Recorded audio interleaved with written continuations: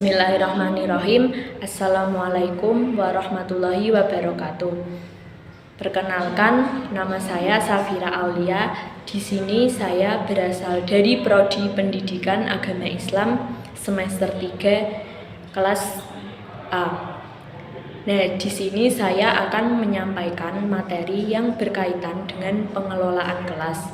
Jadi, materi yang akan saya bahas yaitu yang pertama ada pengertian pengelolaan kelas. Yang kedua itu ada prinsip-prinsip pengelolaan kelas. Yang ketiga pengelolaan kelas secara efektif dan produktif. Dan yang terakhir adalah pengelolaan kelas itu meliputi apa saja. Jadi kita masuk ke pembahasan yang pertama, yaitu pengertian pengelolaan kelas.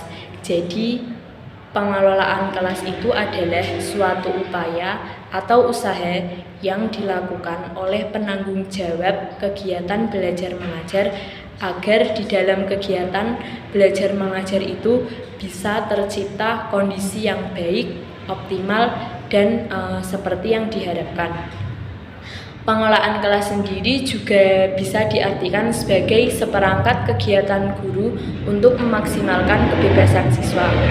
Atau juga pengelolaan kelas juga berarti sebuah hal yang bisa dijadikan untuk mengontrol tingkah laku siswa. Untuk yang kedua yaitu prinsip-prinsip pengelolaan kelas. Yang pertama itu adanya kehangatan atau keantusiasan. Jadi di dalam pengelolaan kelas itu di dalamnya diperlukan kehangatan dan keantusiasan baik dari dosen, guru ataupun dari mahasiswa atau siswa. Yang kedua yaitu memerlukan pertimbangan penggunaan metode, gaya ajar atau pola interaksi. Dan yang selanjutnya yaitu penekanan kepada hal-hal yang positif. Dan sebisa mungkin itu kita sebagai pengajar nanti menghindari hal-hal yang positif, menghindari hal-hal yang negatif yang nantinya bisa mempengaruhi siswa. Dan yang terakhir yaitu prinsipnya yaitu pengelolaan kelas itu untuk mengendalikan, mengontrol tingkah laku siswa, artinya siswa itu diharapkan nantinya bisa disiplin ketika pengelolaan kelas itu berjalan dengan baik. Yang materi yang ketiga yaitu pengelolaan kelas secara efektif maupun produktif. Yang secara produktif itu sebagai pengajar kita bisa mulai dengan menetapkan aturan yang jelas. Jadi nanti tidak seenaknya sendiri.